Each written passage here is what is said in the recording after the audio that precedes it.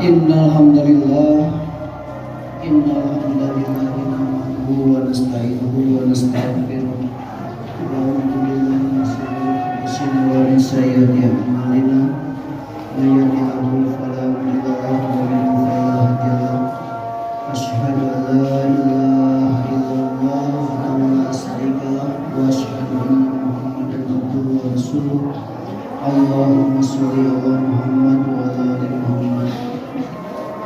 Allah Al-Quran Al-Karim Amma ya'mal misqala dzarratin khairan yarah. Hadirin sidang Jumat rahimatullah yang sama-sama dimuliakan oleh Allah Subhanahu wa taala.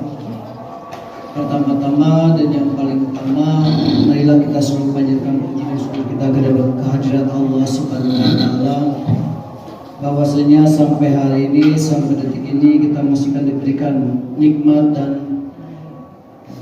keislaman, sehingga hari ini kita masih bisa melaksanakan salah satu kewajiban yang diterapkan kepada kita semua, yaitu melaksanakan sholat Jumat berjamaah. Salawat serta salam tidak henti-hentinya kita curah panjatkan kepada junjungan kita Nabi besar Muhammad Sallallahu Alaihi Wasallam, pada keluarganya, pada sahabatnya, kepada para tabi'innya, sampai ke pengikutnya hingga akhir zaman yang insya Allah kita termasuk di dalamnya. Amin ya Allah ya Rabbal Alamin. Khatib berwasiat khususnya untuk diri khatib sendiri dan umumnya bagi kita semua, marilah kita selalu tingkatkan iman dan takwa kita kepada Allah Subhanahu wa taala dengan sebenar-benarnya takwa. Hadirin sidang Jumat rahimatullah, dalam suatu riwayat setelah sepeninggalan dari Rasulullah SAW, Abu Hurairah radhiyallahu anhu selalu datang ke Masjid Nabawi untuk beriktikaf. Beliau sering dan rajin mendatangi Masjid Nabawi untuk sengaja beribadah kepada Allah Subhanahu wa taala dengan cara melaksanakan iktikaf. Pada suatu hari ketika beliau sedang melaksanakan iktikaf di Masjid Nabawi, beliau melihat seseorang yang berada di pojok masjid. Mukanya muram, wajahnya lusuh, dan hatinya sedang gundah.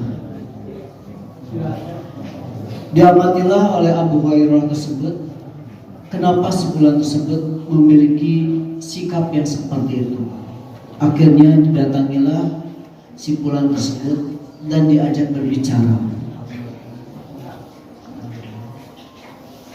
Dalam pembicaraan tersebut banyak hal disampaikan oleh orang yang tadi bersedih, bahwasanya banyak sekali masalah-masalah yang sedang dia hadapi.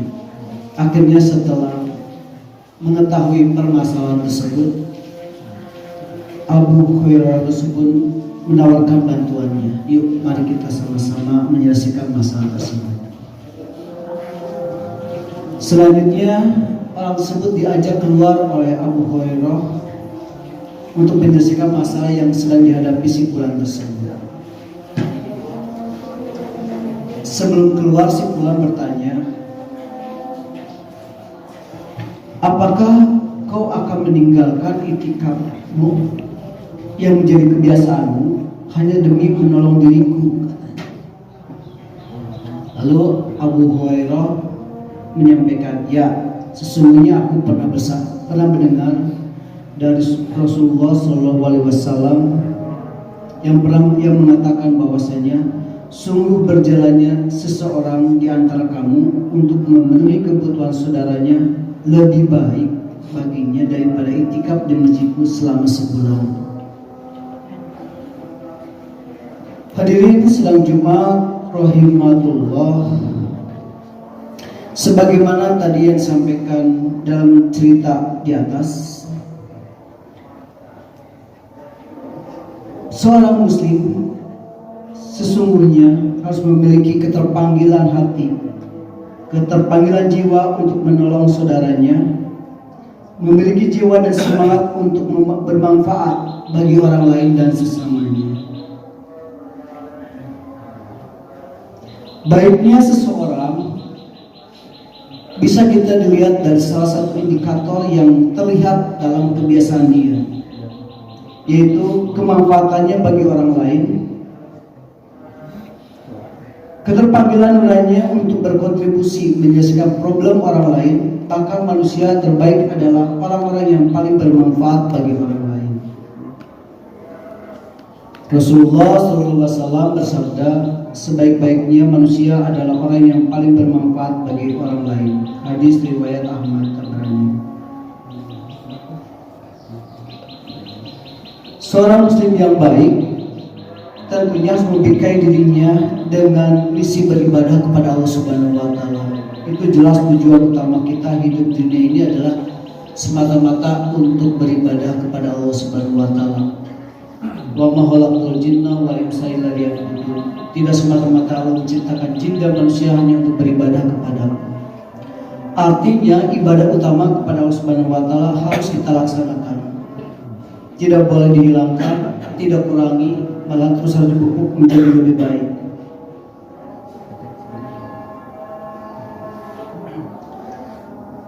Tetapi selain daripada itu, kita juga punya hubungan dengan sesama manusia.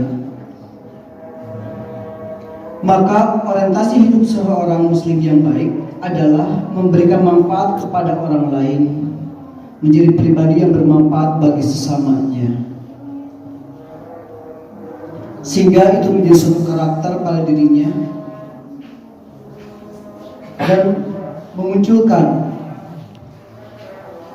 kemanfaatan bagi orang yang memang sangat membutuhkan bantuannya. Siapapun muslim itu, dimanapun dia berada, apapun profesinya, ia memiliki orientasi untuk memberikan manfaat bagi orang lain. Seorang muslim bukanlah manusia egois yang hanya mementingkan dirinya sendiri. Ia juga harus peduli dengan orang lain dan selalu berusaha untuk memberikan manfaat bagi orang lain.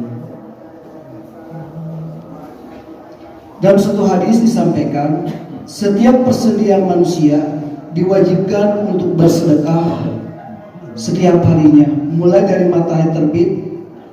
Berbuat adil antara dua orang adalah sedekah.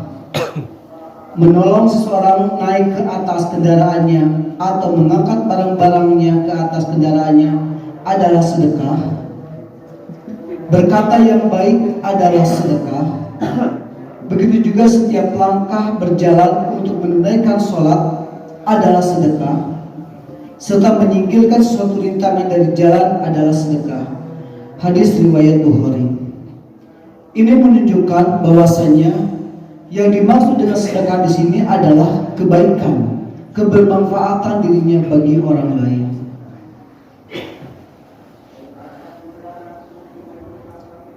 Hadirin sidang Jumat rahimatullah. Seorang muslim yang baik, seorang mukmin yang baik, ia senantiasa terpanggil untuk menjadi pribadi yang bermanfaat bagi orang lain. Seorang muslim yang menjadi pedagang atau pebisnis, orientasinya bukanlah sekedar meraup keuntungan sebesar-besarnya, tetapi orientasinya adalah sebagai bagaimana ia memberikan manfaat kepada orang lain, membantu mereka memperoleh apa yang mereka butuhkan. Dengan demikian, pedagang dan pebisnis muslim pantang menipu customernya. Ia bahkan memberikan yang terbaik kepada mereka dan pada saat dibutuhkan menjadi konsultan serta memberikan pilihan-pilihan yang lebih baik bagi yang membutuhkannya. Jika seorang muslim tersebut adalah seorang guru, orientasinya bukan sekedar mengajar lalu setiap bulan mendapatkan gaji, tetapi orientasinya adalah bagaimana ia memberikan manfaat terbaik kepada peserta didiknya. Ia mengasihi mereka seperti mengasihi putranya sendiri, dan dia selalu memikirkan bagaimana cara terbaik dalam melakukan pewarisan ilmu, sehingga peserta didiknya lebih cerdas dan lebih berkompeten serta berkarakter. Jika seorang muslim tersebut adalah seorang dokter, orientasinya adalah bagaimana ia memberikan pelayanan terbaik kepada pasiennya. Ia hanya berharap kesembuhan dan kesehatan mereka, melakukan yang terbaik bagi kesembuhan dan kesehatan mereka. Hadirin sedang Jumat rahimakumullah, kelihatannya memberikan manfaat kepada orang lain, membantu dan menolong sesama, itu adalah suatu hal yang harus menjadi kebutuhan kita. Tidaklah menyita waktu, tidaklah mengurangi waktu, tidak akanlah mengurangi harta, tidak akan mengurangi ilmu dari apa yang telah kita berikan kepada orang lain. Memberikan manfaat kepada orang lain, pada hakikatnya kita sedang menanam kebaikan untuk diri kita sendiri. Jika kita menolong orang lain, insya Allah pasti akan menolong diri kita.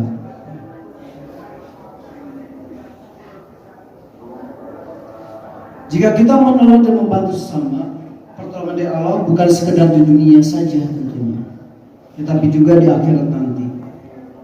Jika kita memberikan manfaat kepada orang lain, Allah pasti akan memudahkan kita, bukan hanya dalam urusan dunia, tetapi juga nanti pada hari kiamat kelak. Barakallahu li wa lakum.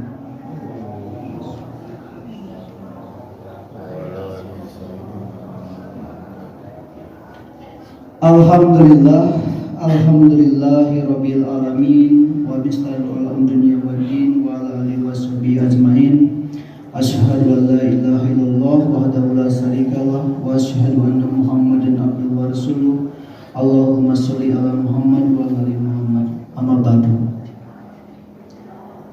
Hadirin sedang Jumat rahimatullah, dari yang tadi khatib sampaikan kita ambil beberapa kesimpulan.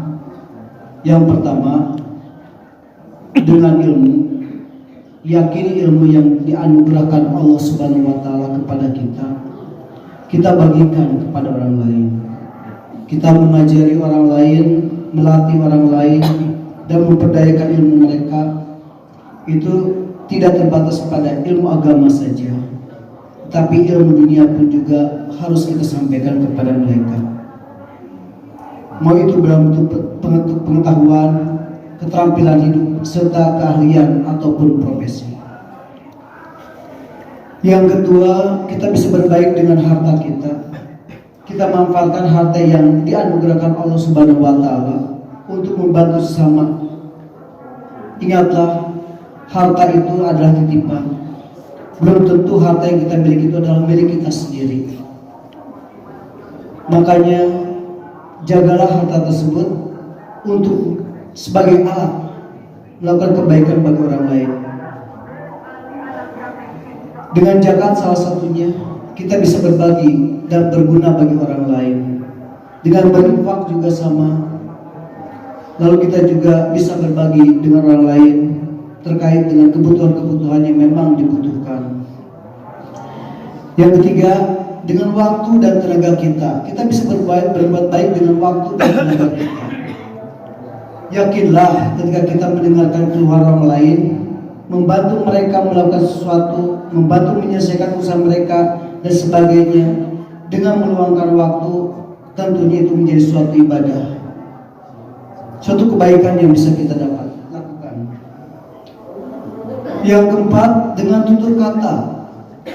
Yakinlah perkataan yang kita yang baik akan memotivasi dan menenangkan dan mengajak kepada kebaikan. Terutama untuk anak-anakku sekalian, mulailah dari sekarang, kurangilah kalimat-kalimat yang tidak penting. Hindarkanlah, hilangkanlah penggunaan kata-kata menghina orang lain.